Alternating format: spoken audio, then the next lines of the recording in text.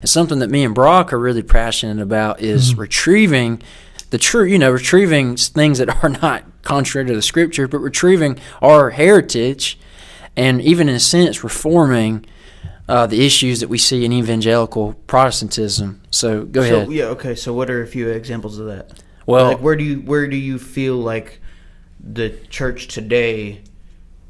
I mean, obviously it differs vastly. Yeah. But depends on who you talk to. Like, if you were to pinpoint, like, the top 3 things that you feel like need to be changed now for us to be able to understand how church should be, what do you think those top? That's a really deep question, but I think I'll let Brock answer this too as well. But one thing I'll say in evangelical Protestantism, something that really bothers me is a lack of reverence in church.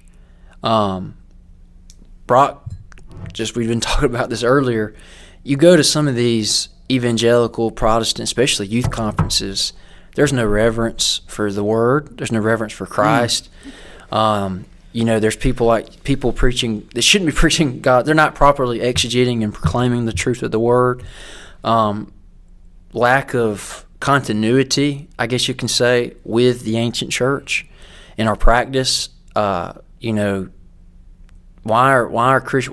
do Protestants only take the Lord's Supper 4 times a year, when historically Christians have taken it every single week, every Sunday? Historically, you go back to the early church, every Sunday the Lord's Supper was taken, every single Sunday.